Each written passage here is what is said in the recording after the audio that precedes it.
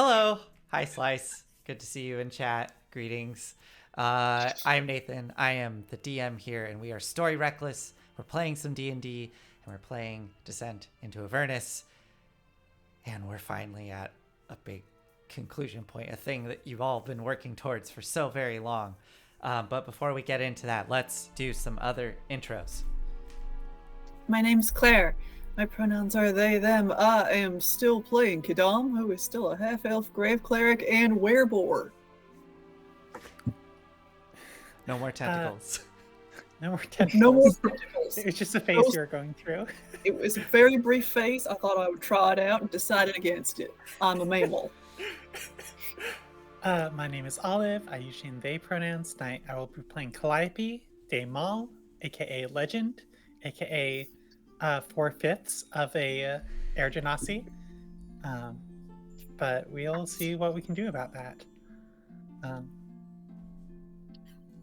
Hi, I'm Enyo, they, them, playing Pip, an alchemist satyr who is allergic to things that are holy.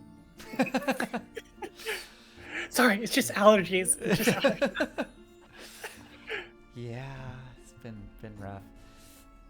Okay, well, I think we can do a recap and get into it. Before we do the recap, I do want to quickly do a shout out because tonight I will be using some material from a Reddit user who's done a bunch of like remixes of this module, so I just want to make sure I shout them out. It's called the Alexandrian, I think is the thing. I'll put a link in chat here in a second. Yeah, the Alexandrian remixing of Avernus. Who is it done by? Shoot. I don't see the name readily accessible. So I'll put the link and people can go check it out. They have a very, very comprehensive remix of this module. But I wanted to shout them out because I will be taking some inspiration from their remix and using some of their stuff. So make sure I credit them. All right, well, with that, I think we can do a recap here, and then we're going to jump into this. Let me switch up the music.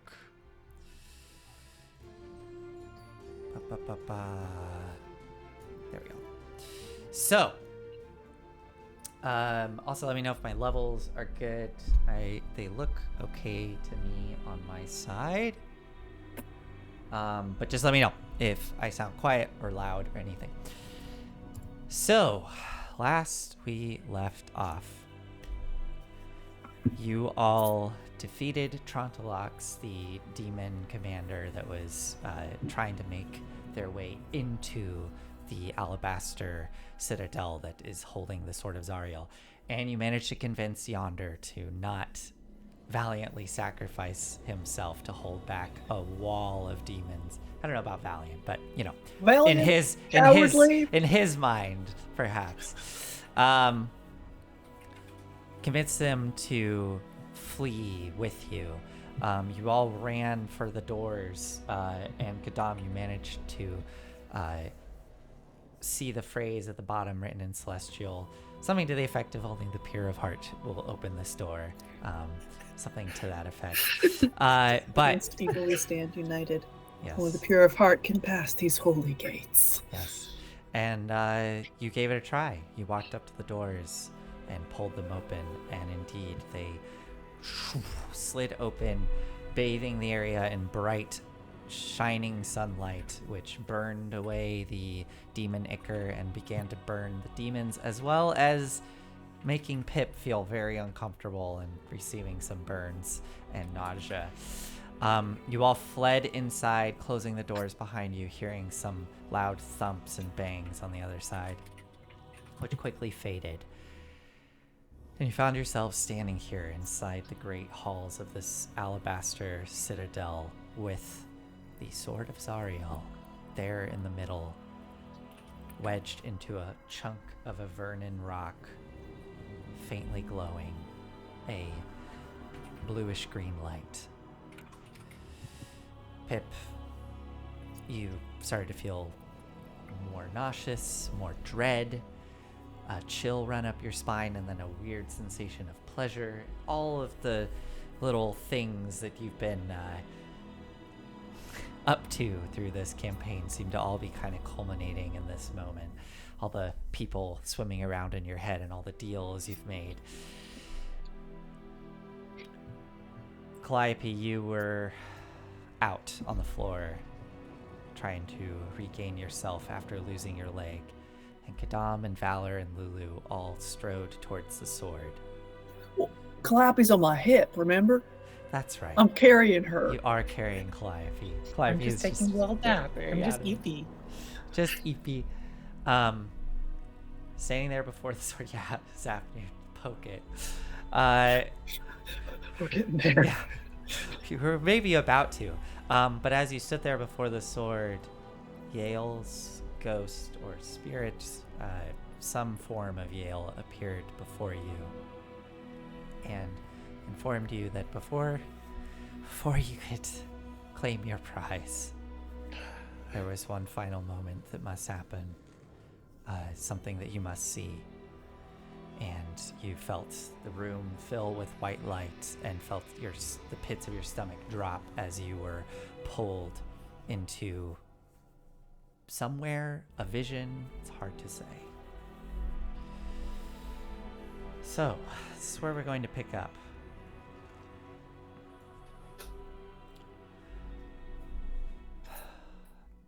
All of you feel that sensation of falling and white light. It rapidly turns into flashes of color, and you feel yourselves rapidly descend and stop as the colors kind of form into an image. You watch as before you the white light sort of splashes outwards and like a watercolor and forms an image of some kind of iridescent looking hall of a great citadel. There is movement and light in this space. There's figures flitting about in this impossibly large space, and off in what almost could be described as like a chapel and a cathedral, like a smaller wing, although it's still quite large. There appears to be like a great pool of liquid that's shimmering, and there seems to be things moving across the surface. And gently floating above it, looking down pensively, you recognize the form of Zariel in her celestial form, 4 wings outstretched, blindfold across the eyes, swirling with stars. And she is just gently, almost the equivalent of pacing, but floating, just kind of floating around this pool. You get images within of what looks to be kind of a lush landscape with massive structures, but then there's flame and chaos taking place, and you quickly see what looks to be a jagged cut of dark liquid, like a river cutting through this landscape, and swarms of beings pouring out of it into this environment. It's hard to determine what exactly this is that you're staring at, but it's like a bird's eye view of what looks to be like an invasion force spilling out of a river into this lush landscape filled with pleasure palaces and libraries and large structures. Think like almost like a Roman-esque, pillars and buildings. There's sort of a rapid distortion of this image that kind of like a time lapse you're witnessing as the form of Zariel seems to flit around the room, disappear, come back, other images of things moving about, and then comes to a stop.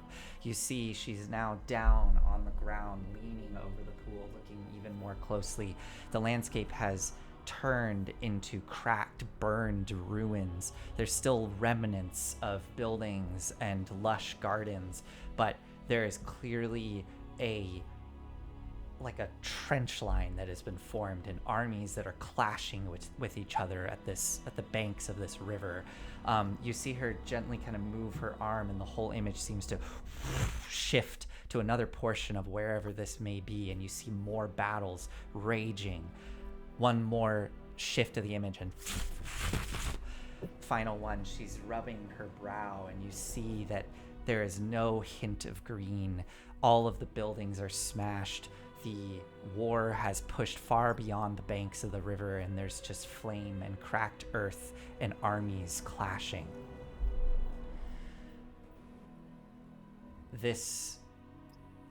Do any of you do anything in this moment?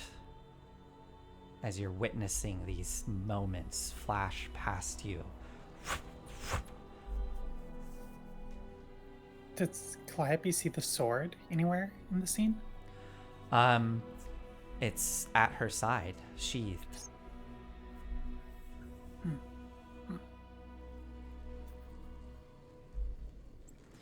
As you continue to observe, there's another wash of light and color that then blossoms out again, and you suddenly get the sound of battle and the smell of blood and the press of the earth against your feet as this image coalesces, and you see a town somewhere.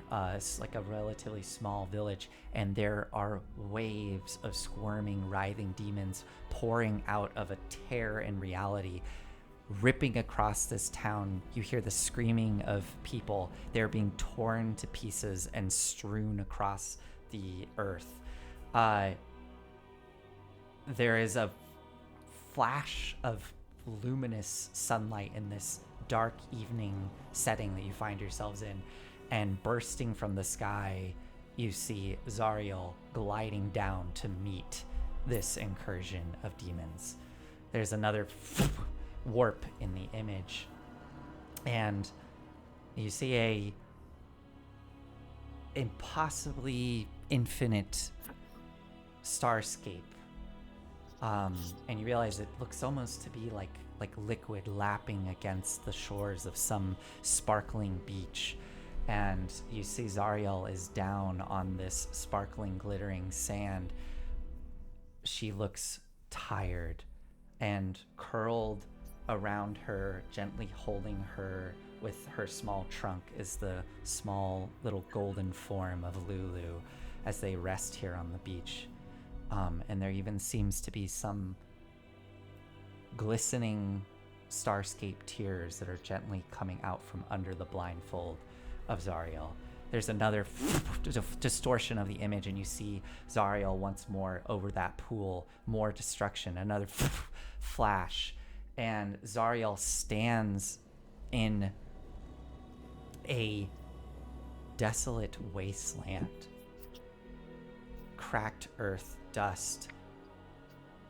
There's what look at first, you imagine these gnarled, twisted trees, but you realize they're strange, they're warped. There's appendages growing off of them. There's kind of black ooze trickling out of them, and far in the distance you can see little pockets of creatures just milling about in this cracked, broken wasteland. And Zariel is staring at this, stricken with sorrow.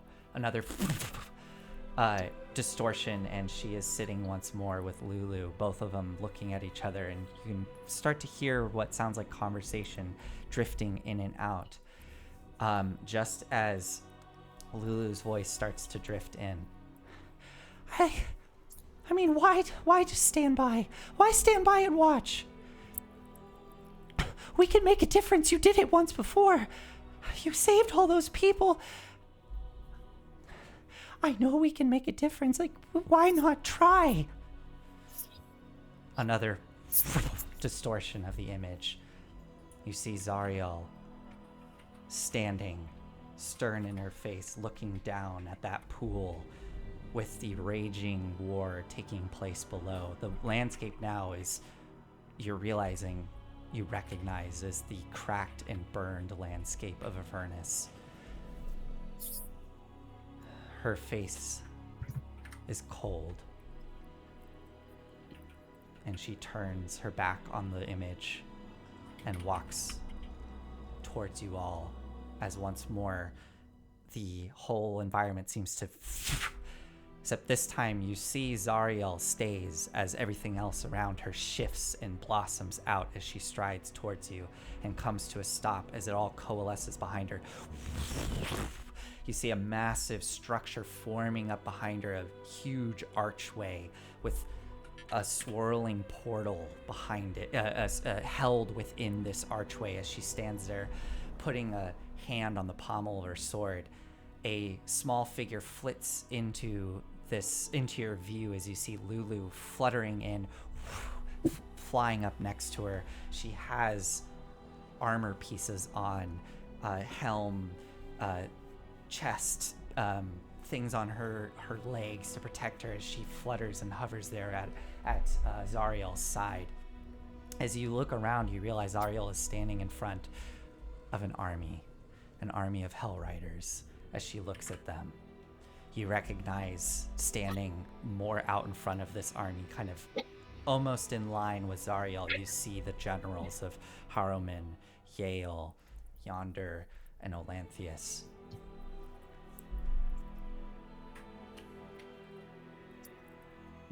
Zariel looks at them all. When the infinite forces of the abyss sweep down upon us, we will fight. Once a beachhead exists, others will flock to our cause. I am not the only disaffected angel.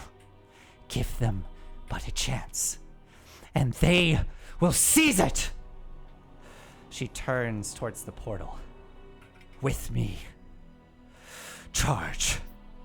And she lifts up and flies towards the portal as a great shout erupts behind her. You watch again as she continues to move forward and everything else around her seems to shift and blossom. You see her flashing her sword as she draws it, cutting down unseen foes as everything around her is swirling in chaos, turning to red and blacks and orange. There's splashes of blood and ichor flying about, but none of it is really coalescing in any image. And suddenly you see her get hit and spiral and slam. And as she hits, everything coalesces. You see her lying on top a mountain of dead devils. On a cracked, pitted landscape, there is bubbling ichor mixed with it all. She is broken.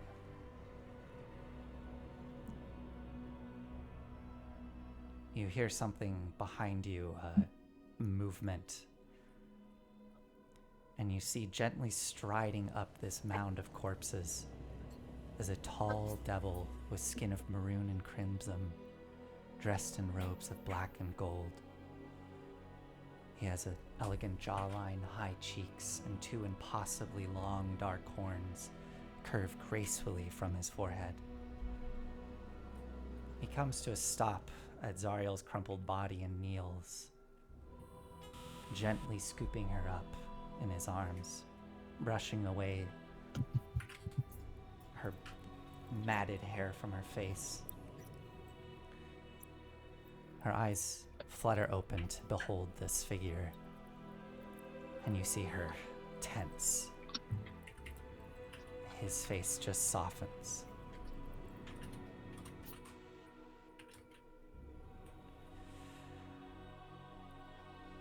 He speaks to her gently.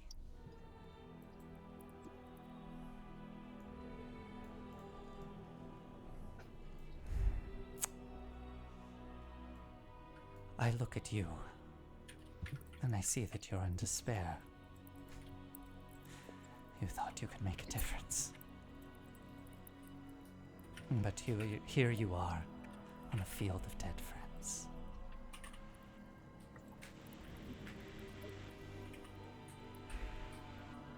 Look around you, dead piled high. Do you really think this to be good? Do you think this butchery to be worthwhile because it was done in a noble cause? You know as well as I do that as long as this continues, as long as the dead are nothing but tallies in the ledgers of complacent gods, good is derelict. It is meaningless. I know you came here to kill demons.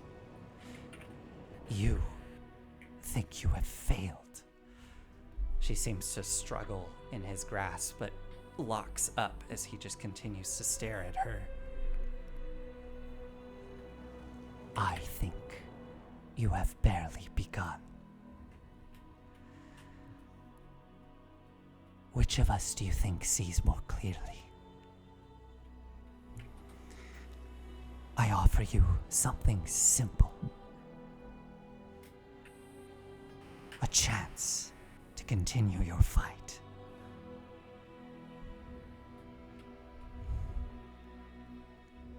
If you serve me, your crusade can boil across the abyss and turn the great wheel into a new epoch.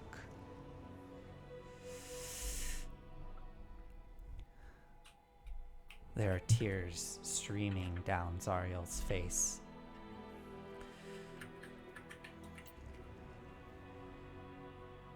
She slowly is able to turn, and you watch as she is blindfolded, but nonetheless you feel her gaze fall upon you, looking directly at you.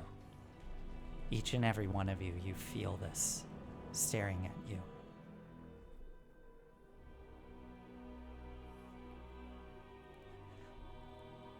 I know I can stop this. I feel it in my heart. I might have to give up all I stand for. But I know I could stem the tide of chaos and save many lives. Were you in my place? Would you risk it all?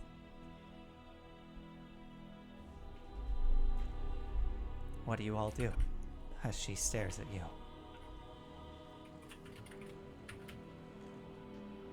I don't know. I truly do not know.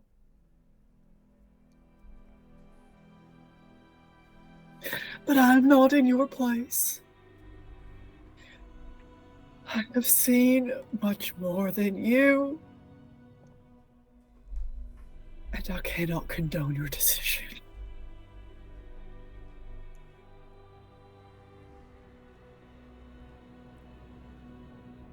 Calliope, you feel the gaze burning into you.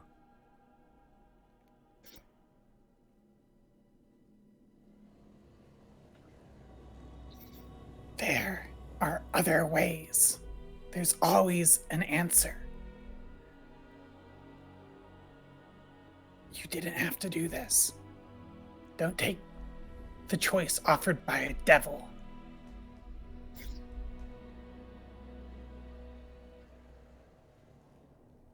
Pip, you feel that nausea building, that cold sensation in your spine. And her gaze just holds with yours. Pip chokes back, waves of nausea, and looks at Zariel with new understanding and almost a feeling of strange kinship.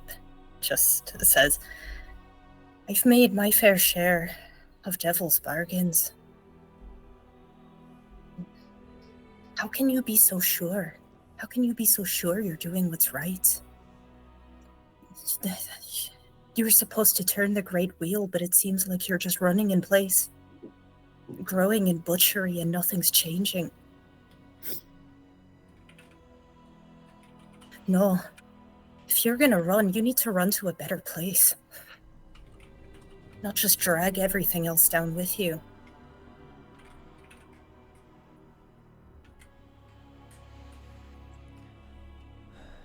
You see her gently bow her head and turn to face the devil before her. seeming to completely forget about your presence. The speech between them becomes muffled once more, and you see her gently reach up a hand to grab his as he pulls her up from the pile of dead bodies, and the image flashes to white.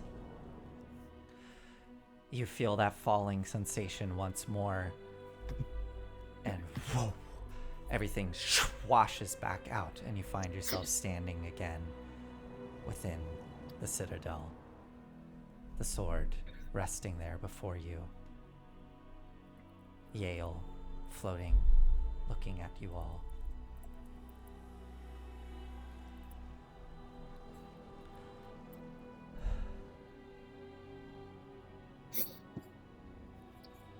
Well, if you wish to take the sword,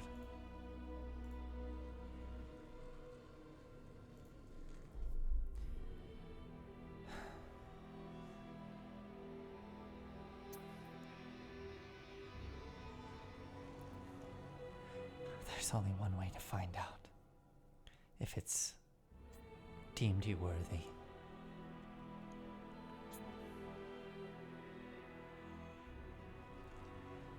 One thing I must warn you of, though. If any of you truly take this for yourselves,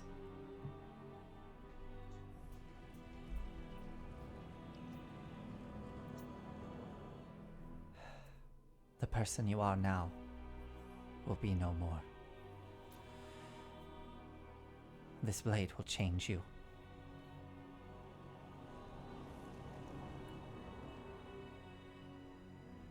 Changed how?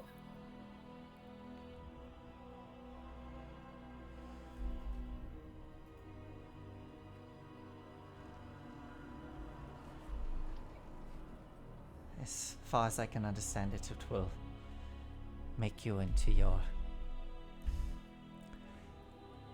idealized form, but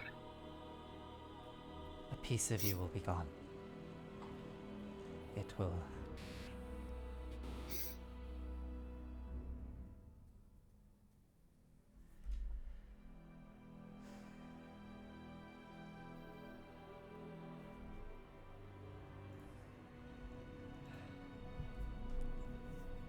it's hard to explain. Just be warned.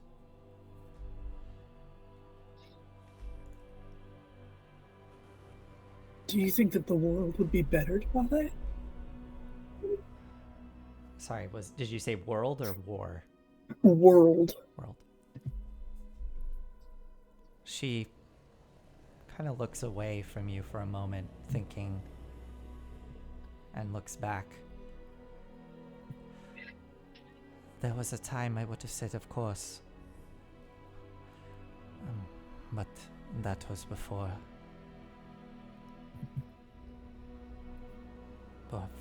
what happened to her.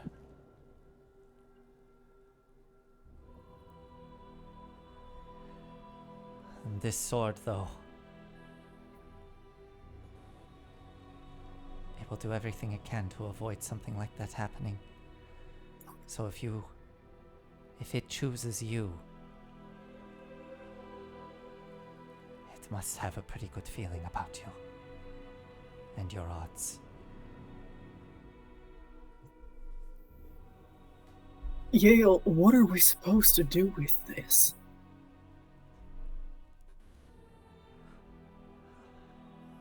I've just been here protecting it, making sure it doesn't fall into the wrong hands.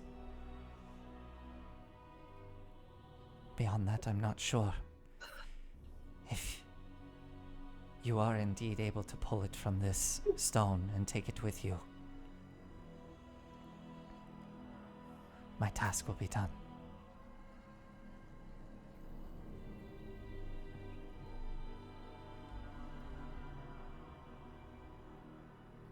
Is that what you want?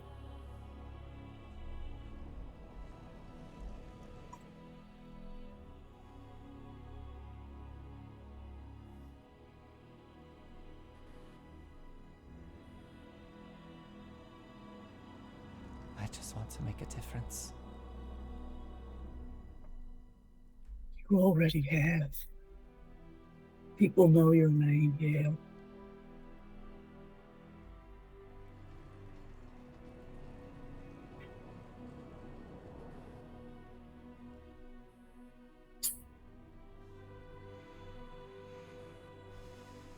And she kind of drifts away, offering up the pedestal.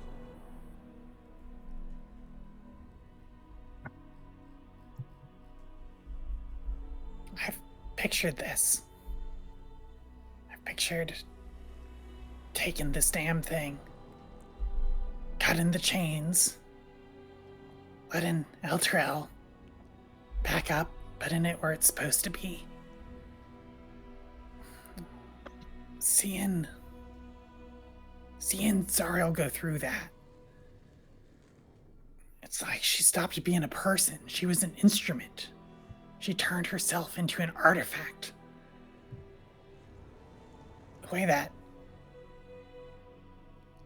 Yale was talking about it sounds like that's what'll happen to us. Somewhat? Did I understand that right?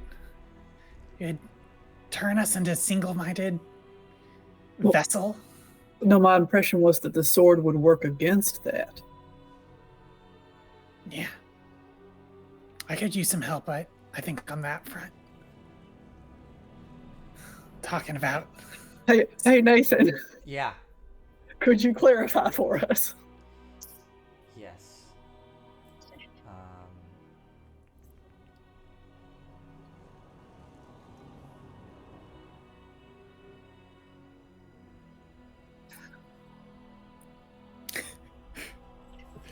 You got something, Pip? It just heard it'll turn you into a different person, and it's like, yeah, word. Oh, you just have to give up a part of yourself. Okay. Which part do you want? We got Yeah. parts below. Yeah.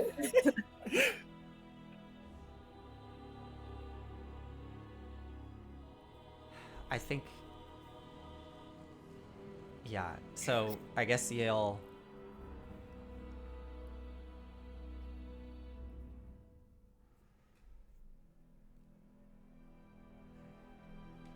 Trying to think of how to word this.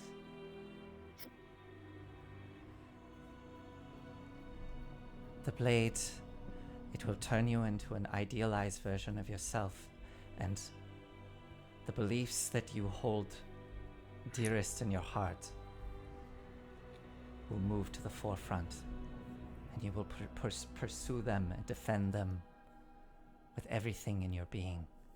Damn, I'm already doing that, though. I don't need no help. I need help pulling back from that.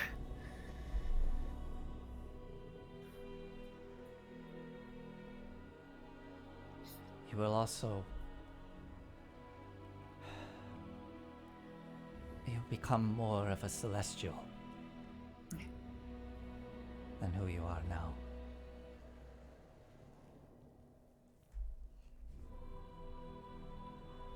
And if those two things are in conflict? Which two things? Your most dearly held beliefs and becoming more divine. As I said, it's up to the sword. Can we ask it? Is that the sort of... Not quite.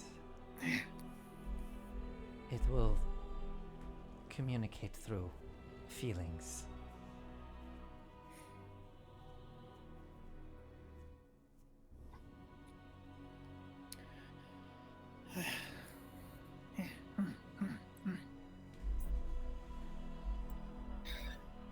So what you're saying is that this sword divines what your purpose is and then gives you the means to pursue that purpose.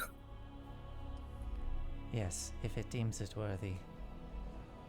Worthy. And how is worthiness deemed? I mean, how did we get into this door? What was on that door, Kadam? What did it say? It said that this place stands against evil and that only the pure of heart can enter. Yeah. You're pure of heart, Pip. You hear that? I'm also very pure of stomach right now, too. I purified my place all over this room. All right, so the sword will decide, right? We just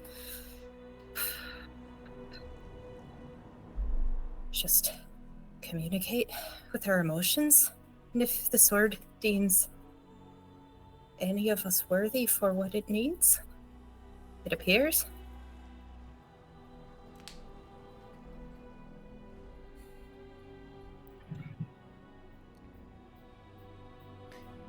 Why does this feel like a cop-out? Yeah? Say more. We've come all this way. We have suffered and killed so much. To just let a sword decide what is right and best?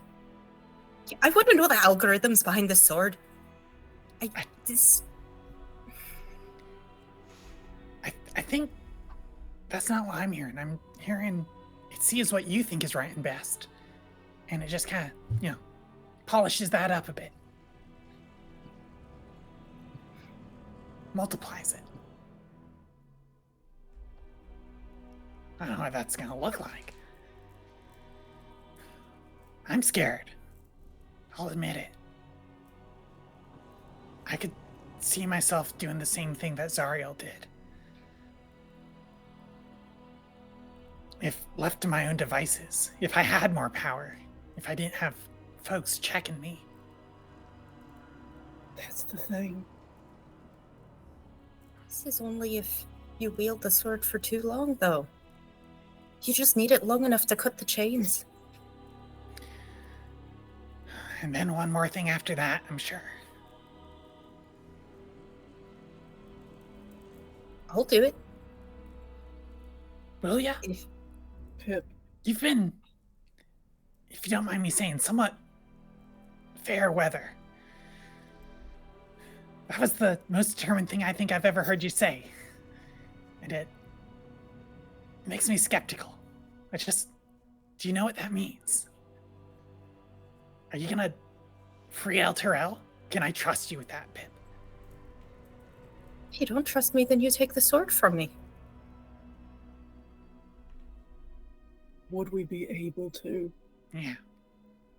Well, right now you definitely could. After the sword. Which is why we're having the conversation now. I don't know if it'll even accept me, but I know that we came this far, and then... Now that my stomach is finally empty, it's hard to just stand here and not take the thing we came here to take. I don't want to be hasty about it, though. Yeah. We have a minute. This is a sanctuary. It'll keep. It's been here for long enough. I agree with Calliope. If we choose to take the sword, it needs to be very much on purpose. So I think if I took it, I'd become an engine of force. I think if I know myself, yeah, I would be an instrument towards my directive. So you create a failsafe. Yeah. Something to kick you out of it. Can you give up the sword? Hey, Yale? Anyone given up the sword before? The sword has only been with Zariel before this. Yeah. She gave it up. I guess so. Yeah. So that's what I think would happen with me. You two, what's your idealized selves? What'd you say? Like conversation. Oh.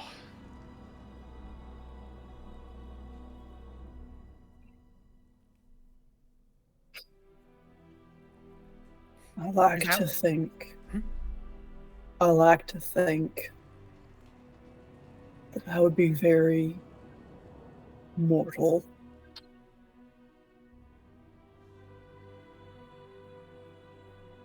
Very concentrated on caring for those around me. Very That's not full too of bad. love. Why do you look so sad about it? That sounds great.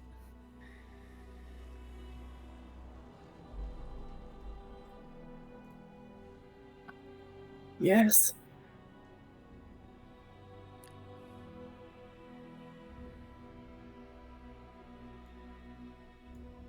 Sounds like you don't need a sword for that, though.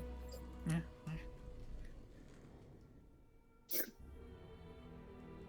You're all of those things already.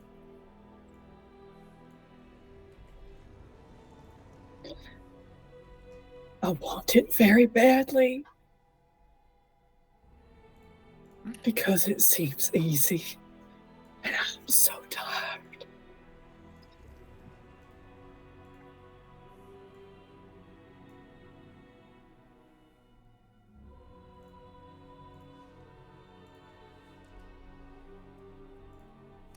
And you, Pip? You Well, have we don't any have to ideas? talk about me. I don't know, just, I like putting all the options out there. Well, it's really vulnerable, just asking me that. Yeah. Now's the time, my friend. I mean, we could have Valor go first if you just need a minute. I'd like to hear Valor's. Hey, Valor! What's your most internal self that you think a divine artifact would bring forward?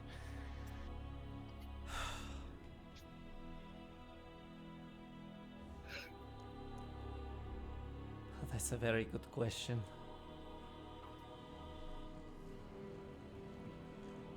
I don't know. This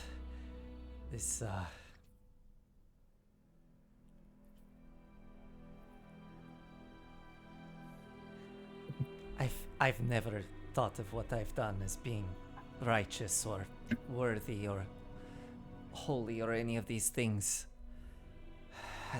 I've become a better person just being around Kadam, but before that I was. Oh, you're not going to include us? It's fine. Well, I Fine. mean, You flatter me, Valor. I hope I've made you a little worse.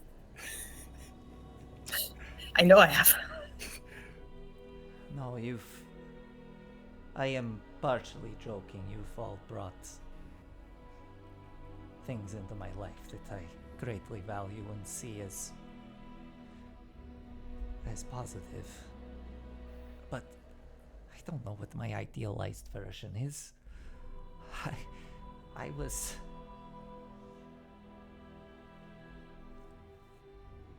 killing people for money before I came down here. And then even when I came down here, I was doing it for money, and then I got dragged down into this. Valor, I think you would be the most honest person in existence. Well, that might be a problem then, because I know I'm already pretty honest, so... If you couldn't contain, like if there was no filter, that might be an issue. It's already, like really big, like a fishing net.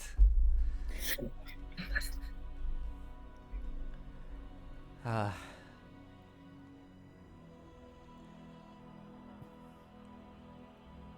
sword kind of scares me. I think that's healthy.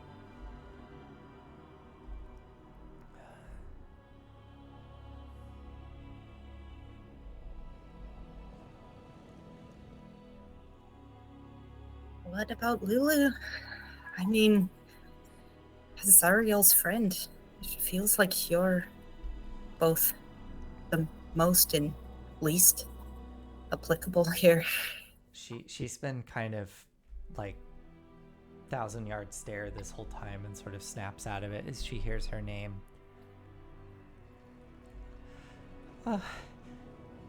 Yeah, I mean, I can try and pull it out, but I don't think I wouldn't be able to wield it or use it.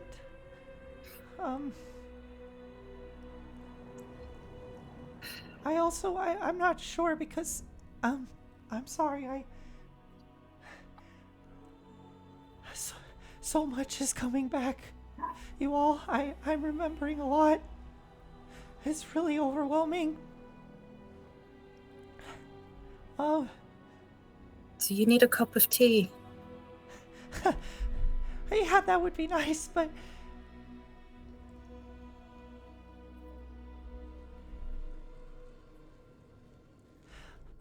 I really remember really believing in what we were doing. I thought we were doing the right thing. That's clear. I didn't actually see the moment when she...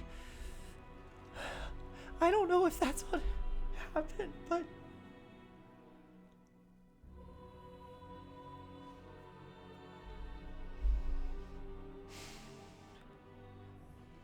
I want my friend back. Oh, If I took the sword, I don't know what I would do. I might just go straight to her. I don't know if that's fair to all of you.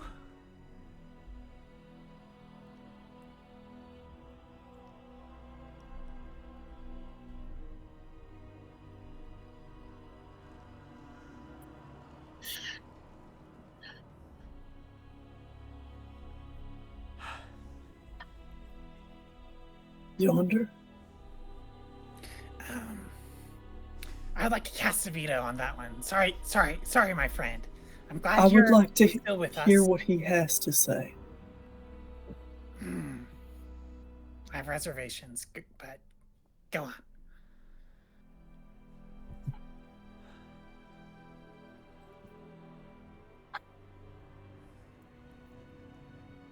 I didn't even consider taking it for myself. I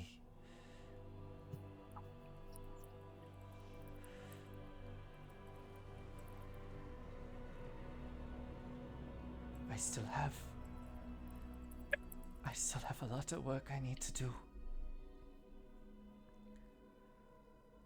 I don't even know how much longer I can stay in here. This place seems to try to be pushing me out.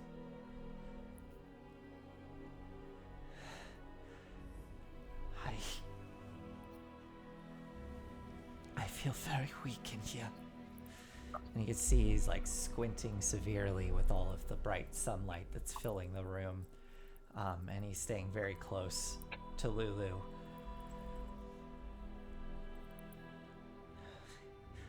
If the sword did choose me, though,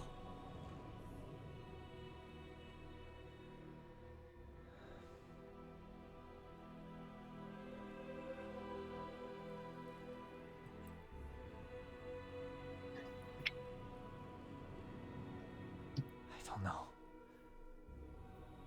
I would.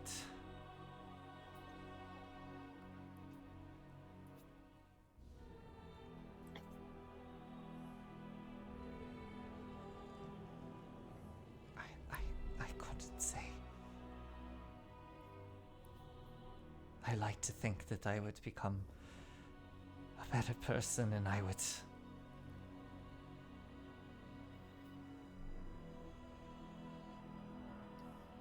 I just worry I would just run from everything. Even more than I already have.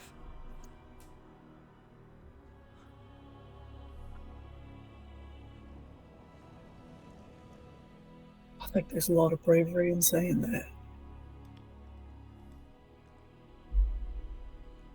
I don't want a sword. But I'm happy to be here. To try to keep making amends.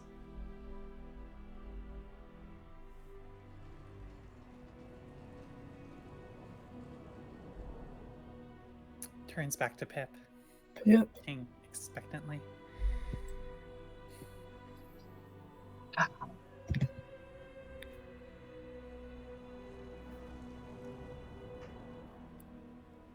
What was the question again?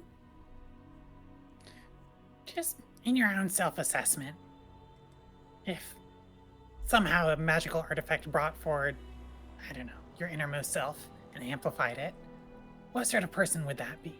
That's a different question, actually. I was being facetious. I knew what the question was. I was playing for time. No. It was about your idealized self, which is very different from your innermost self. I'd argue. No. My idealized self is very different. It's more of a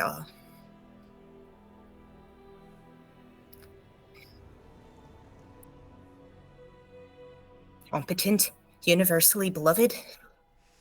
Goes from town to town, rose petals strewn in the street for her. Just good and sexy. Doesn't sound too dangerous.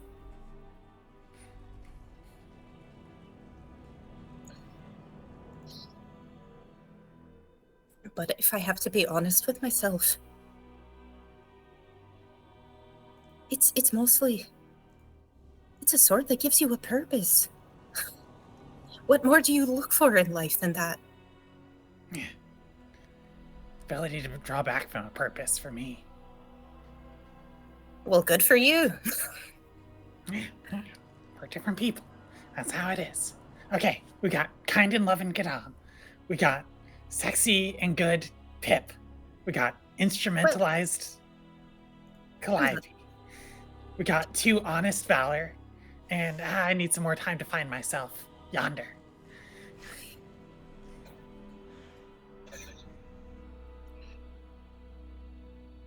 What if we all touch it simultaneously? That's the only real answer. Obviously, that's what we're going to do. Hold on. Yeah, Lulu can hover on top.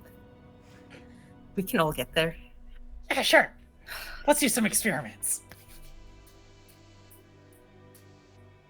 Could someone help me up? Thanks. Yeah. Hey, the other arm. Watch me stand on one leg. I'm doing it. So you all are going to touch it at the same time. Okay. Yeah. You all reach out and touch the sword.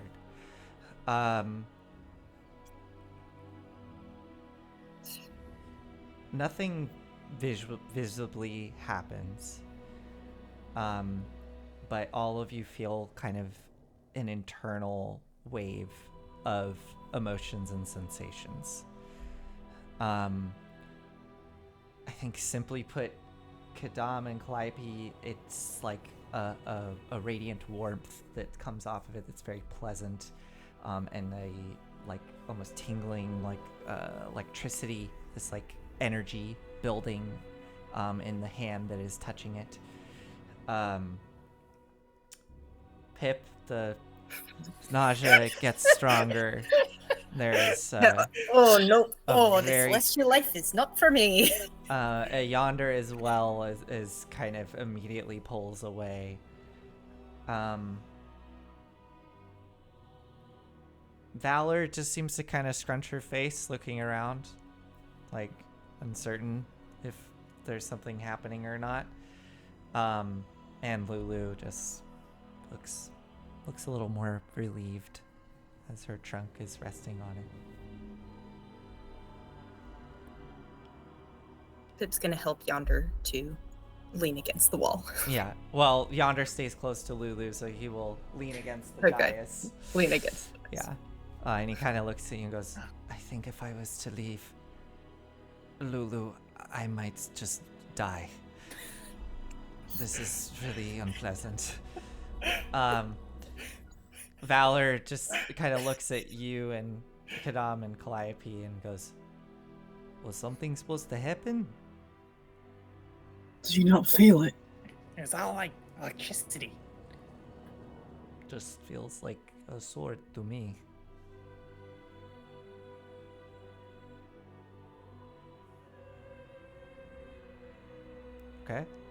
So if Calliope and I are still both hands on, Yeah. Yeah, you Okay, last still- one to let go. Let's keep it. I mean, you both just feel that sensation, yeah. Valor just kind of takes her hand off and steps away. You two are clearly experiencing something together, so I'm gonna give you a moment.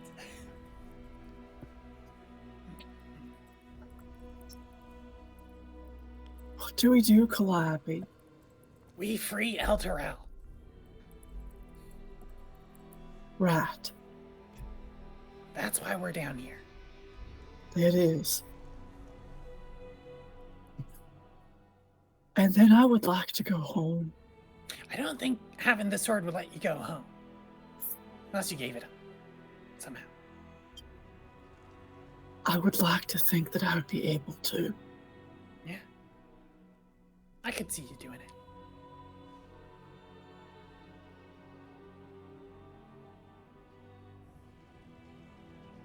I don't know if I could.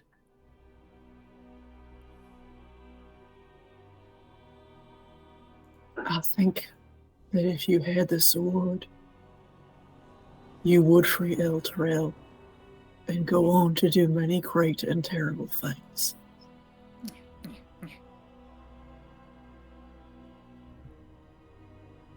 And thus the wheel continues to turn. Same story. Sorry, were you gonna say something, Pip? I saw you back there. No, I just thought of a possible fail-safe. Yeah? Just gonna take a little bit of your blood and make a little just memory potion of who you are right now, Ooh, that's not a bad idea. just in case. Here, don't I know left if a it'll whole work. bunch of blood over next to the door where I was still kind of bleeding out. Yeah, okay, Kidam. Maybe I could use your. I just need a memory. Just a strong memory.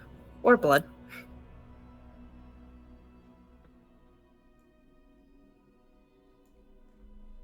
Yeah. How do I give you a memory? I remember you did this once before, but If you'd like me to preserve a memory, and in case you don't remember who you are, you drink it, and it'll remind you. yeah. Yeah, I'd like that very much. Do I just think real hard at you? Yeah, usually it works better if you say it out loud while imagining it.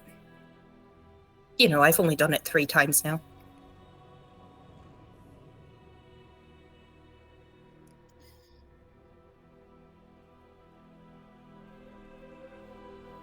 I remember speaking with Imsh at the Blushing Mermaid. The first time I was truly able to apologize to him for the way that I treated him and us 10 years ago. And it was in his acceptance of that apology and the wash of love and relief that I felt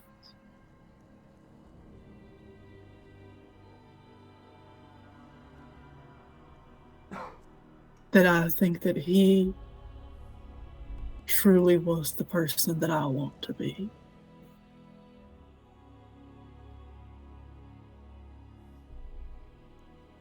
And in that moment was.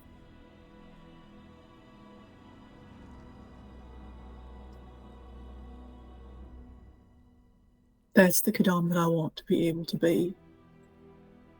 One who learns and grows and is able to recognize and work to rectify their faults. And one who relies on other people for help in that.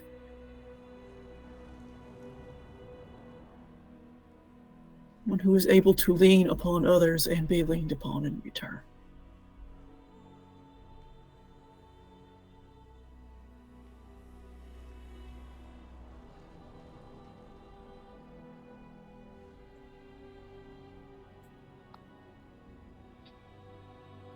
All right.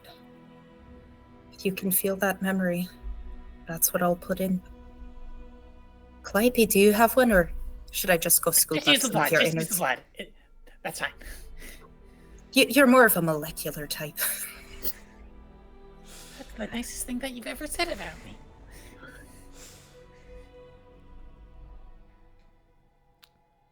All right. Okay. So as Pip gathers blood and concocts these two, you're making like two vials. Okay. Yes. What do you do? What's it gonna be, Lyra? If that is your real name.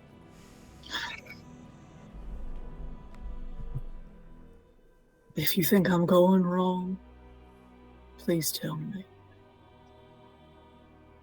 Oh, you know I will.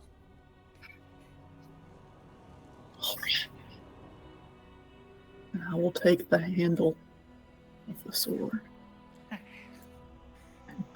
try and pull it out. It slides out. You're holding it in your hand, the light luminous off of its blade. You feel that energy building in your hand. Kadam, you have a choice here. You can instantly attune to this. What would you like to do? I will do so. Okay. Okay. Okay. Wow. Okay. Okay, I have a page of information to send you. Maybe 2 pages. But we can get to that later. Because a bunch of things happen.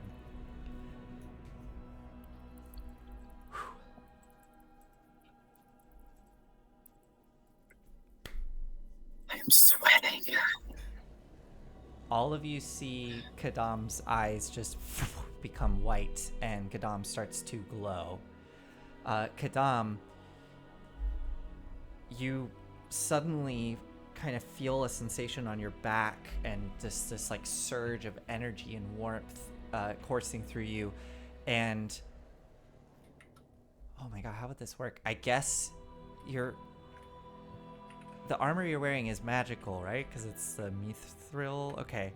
So I guess you feel it sort of like suddenly shift and move under you as sprouting out from you, I guess tearing through your clothing, you all see 4 owl wings just unfurl behind Kadam. You have a flying speed now of 90 feet.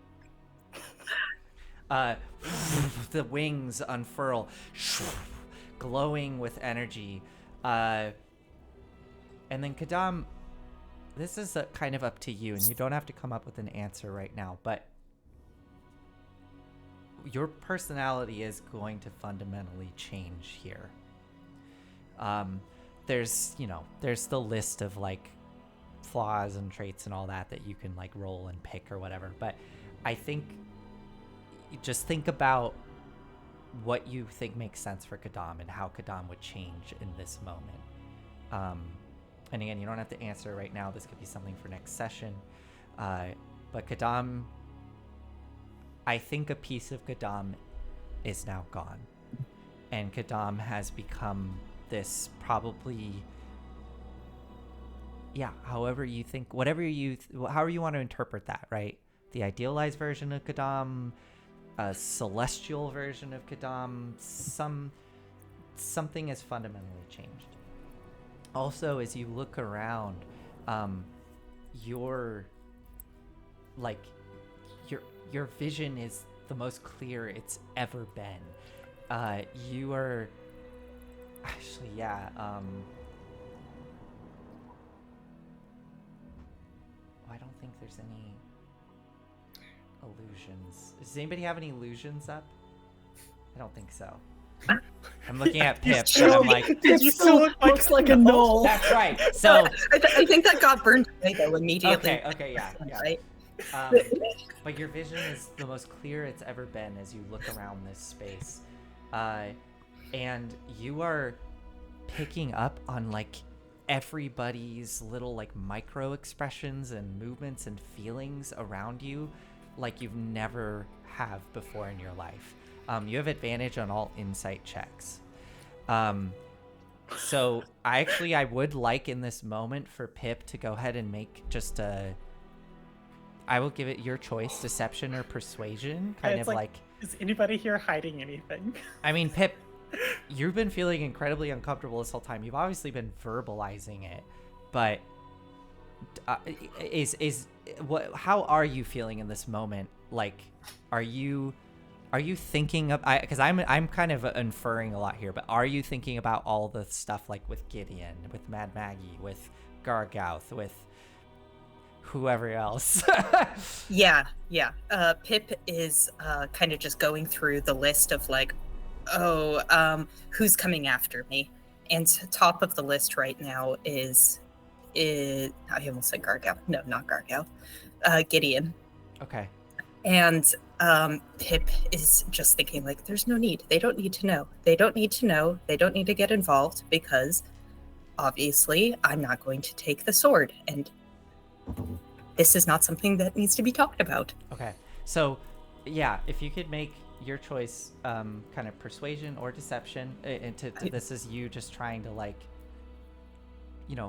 sort of work through this. Wow, 26. But Kadam, if you could just make an insight at advantage. Oh no. Just to see like how much you're picking up on Pip's. 27.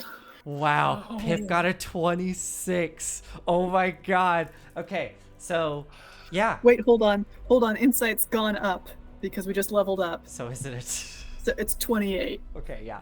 So you can tell that Pip is uncomfortable, but like, I don't know. Yeah, Pip, what do you think Kadam is? I've known that. Yeah, like what do you think is the more subtle thing that Kadam is picking up on here?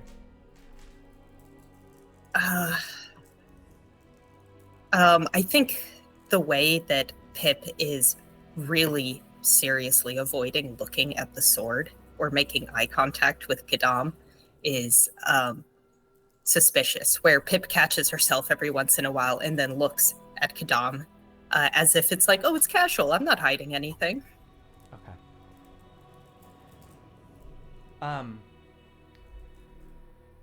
Just gonna let that be for right now. You see Yale, her stoic expression kind of melt into a gentle smile, and she lets out, you see like her shoulders drop in relief as she begins to just fade and disappear. Goodbye, Yale. Goodbye. I hope you make a difference. As she I'll do too. fades away. I think. Well, Oh yeah. as she fades, Kadam, you suddenly feel this like surge of heat and energy surging up into your chest. All of you see Kadam lighting up, light radiating out from Kadam, and then in a moment it all seems to kind of pull in on itself. There's a flash of blinding white light as this entire cathedral seems to vanish around you. You hear a cacophonous roar of like just chaos, of things tearing to pieces and burning away. From all of yours perspective, it's just kind of blinding white light and a rush of wind and energy that quickly fades with the sounds of screams and tearing. From a bird's eye view, we watch as the scab and the cathedral all seem to suddenly like light up, almost like an X-ray is shot out from the center of it, like silhouetting bigger pieces within the scab, and then it just bursts outwards in an explosion of light, just melting the scab away, burning away the ichor. The whole citadel just disintegrates in a blast of light. And we see from this bird's eye view small pieces and things just flying out from this explosion, and one very large thing kind of go tumbling off into the distance. Kadam, as you feel this, you suddenly feel a kind of a wave of exhaustion as you drop and land on the ground, and all of you are standing there kind of adjusting as the light fades, and you see now that you are just standing in the center of the broken, cracked wasteland. Everything around you has been blown apart and like gone. The cathedral is gone. The scab is gone. You can see your war machines seem to have survived off to the side, way off in the edge of the crater. And there is just bits and pieces of scab and ichor that have spattered thousands of feet around you from where you stand now.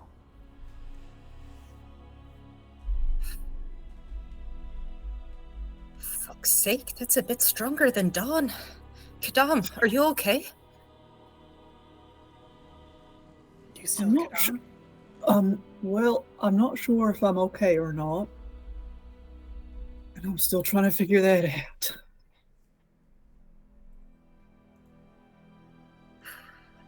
It should have Yonder, been are me. you okay? It should have been me. It should have been me. This is Uncle not Happy. supposed to be happen to people as nice as you. I am an instrument. I take your head in my hands, your face in my hands. Clappy. Another mistake. I don't know that it is.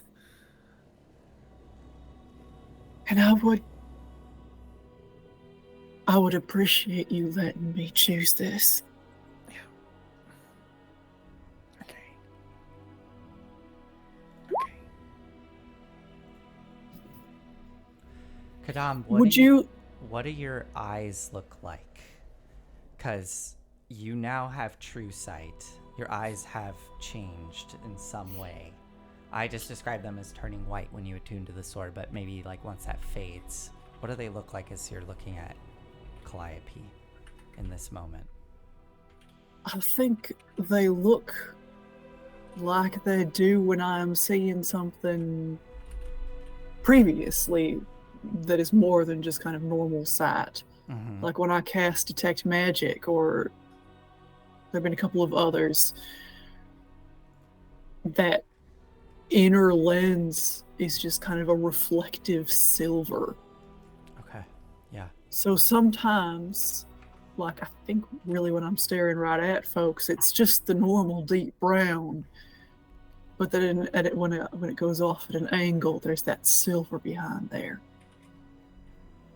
Yeah. Kind of like light catching like a cat's eye. Yeah. Clappy, would you like your leg back? That'd be Yeah. great. Yeah. You want anything special about it? Can you give it like sick, like lightning? Put Like flames on spiraling? it. That was my first thought. But I think lightning's more kind of like No, lightning is more your thing. It's more you, yeah. I think I can probably manage that. Another question: do you want like a gear yeah. from one of the war machines or something? I think I could incorporate that into your knee and it would look real cool. Could you make a little image of little dummy? Like Yeah. a tattoo, like a memorial tattoo, little dummy on your leg. Which one? Or all three? Yeah.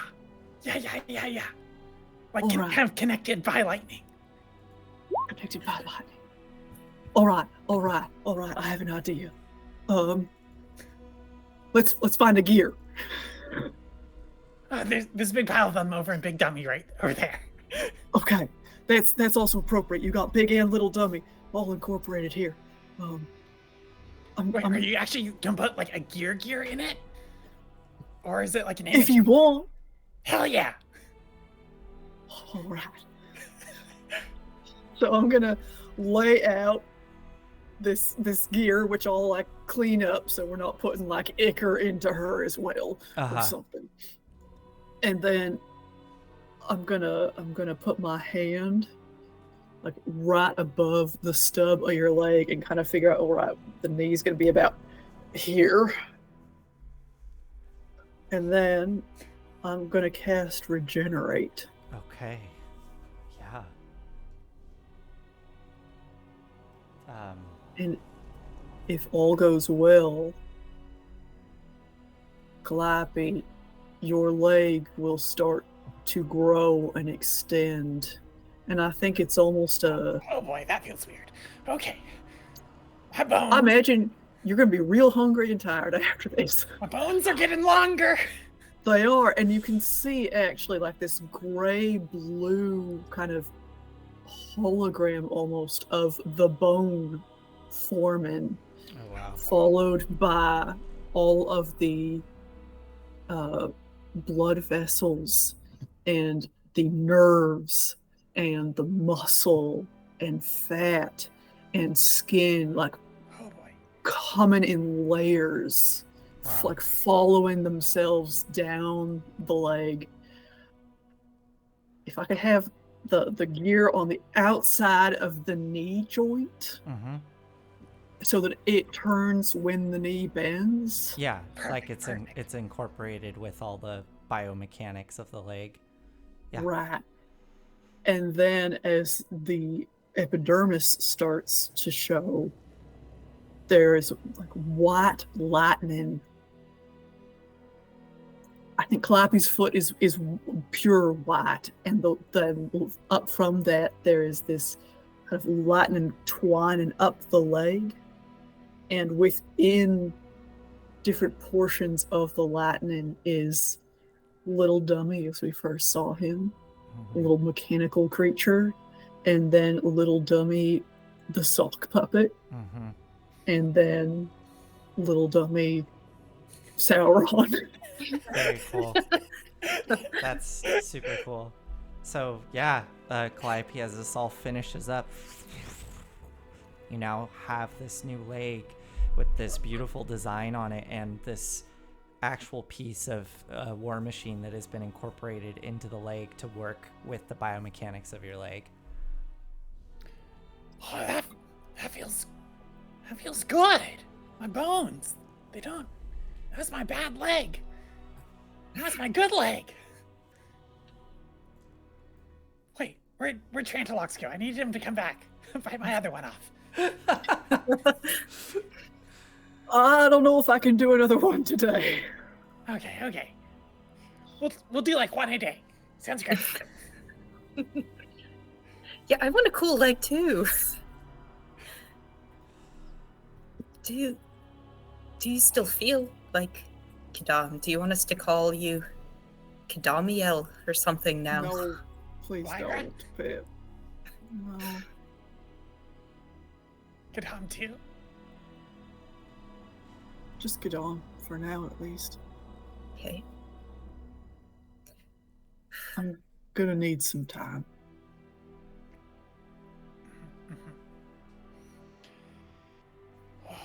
Okay.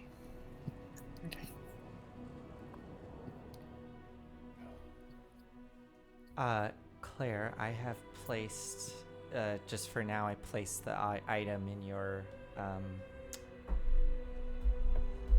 Journal journal thing or thing, yeah, yeah. on roll 20.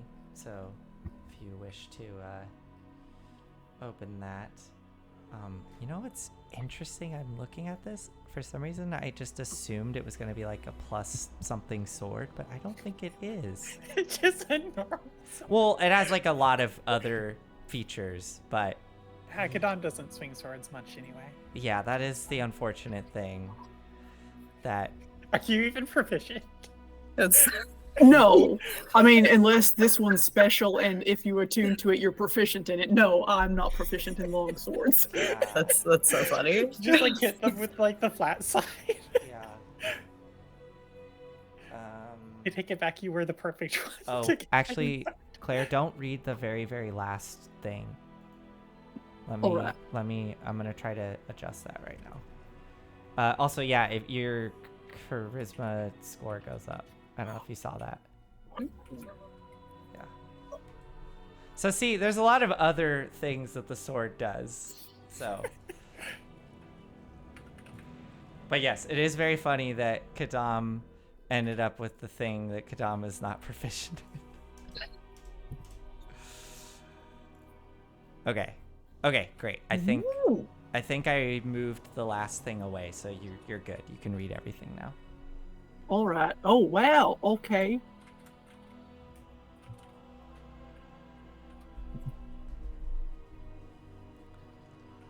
Yeah. So, as all of this kind of settles, your new leg grows back, and you're all standing here in the crater, dust swirling about. Pip. I need you to make a charisma saving throw. How come I'm the only one who's rolling? I haven't rolled nothing. Ooh, okay, that's not good. What'd That's a you 7. get? A 7? Okay, this is good timing. We're right at the end of the episode here. As you're all standing here, kind of getting your bearings, you do, all of you do notice, like far away, probably like a quarter mile away, a massive shape sort of like warily getting up from the landscape and then start to move off away from your direction, just kind of lumbering. This massive hill-sized creature moving away from all of you. And as you're looking at that, there is a sudden burst of movement and dust and rock as Pip, out from under you in the earth, black iron chains just snake up out of the ground and begin to twist and wrap themselves around you. You try to pull yourself away, but they wrap and tighten around you too quickly, and you are wrenched, slammed down into the ground, stuck, unable to move. The wind knocked out of you. You feel the cold, hard iron pressing into you and just keeping you held right there in the ground. Pip? Pip? Yes. Go over her. I look around for like enemies. Make a perception roll. And I have blind sight for what it's worth. 12. You don't see anything around other than that massive creature which is moving away from you. Seems like a good time to test the sword, maybe. We're planning on cutting chains anyway, right? Do Yes. I see like a keyhole? Can I anywhere? recognize these chains as the ones that, similar to the ones that bound, what's her face? The Rosala. Rosala? They seem very similar to that. You're looking for a keyhole. Make perception or investigation. I will definitely do perception. That's extremely average. 20. Dirty.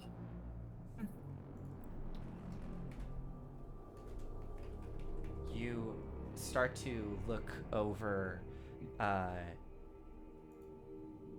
these chains meticulously, trying to see if there's any sort of keyhole or weakness or anything. You don't see anything like that. But what you do see is something on the back of Pip's neck that's slightly raised and kind of like, it looks like a brand, like a fresh brand. It's like A fresh one. Yeah, like it literally just happened. Like there is like branded skin on the back of Pip's neck. Does Pip feel that? No, not in this moment, because you are. I mean, you can make a perception roll, but the main thing you're feeling right now is you got the wind knocked out of you, and then a lot of pressure from all these chains holding you down. Mm-hmm. You see. Interesting. Okay. I think you've seen this symbol before, but I'm trying to remember how I described it. You see Zariel's holy symbol. The flaming sword with wings? Correct. All right.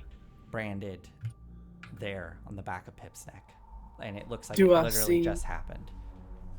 Is that over top of, or is that nearby the other brand that we got ourselves? Oh, right. You all got Right. brands. What was the other brands you got? That was from the... Morgan Approach. Kynan. Yeah. That's right. Yes. Yeah, Just sorry. stack them up. This would be I guess it would be like just above it. Like it's like a fresh one. So it's like it's a new one. It's a brand new one. Yeah. Yeah. Pip, do you want to tell us something? Can Pip tell, I mean, because this could be, Pip is thinking like, is this Gideon? Can Pip tell, or does it have like the energy of any of the other deals she's made? Make an insight check for me. You're just like, okay, gotta just break them all. Can't scoop them all out. 19. 19. Something in you. It's just that feeling. You just know. This is Gideon's deal. You're thinking back on the lengthy amount of time that you tried going through that contract with him and going over all the details, and it was just an immense amount of language, and you kept having to go over it and trying to change it, and he kept extending it and making changes and addendums, and you got a little impatient and just decided it looked good and moved on. And something in your soul just tells you this is Gideon's deal, and this is a consequence of not agreeing to bring the sword to Gideon. Well, turns out you can't run on forever. All right, I can explain.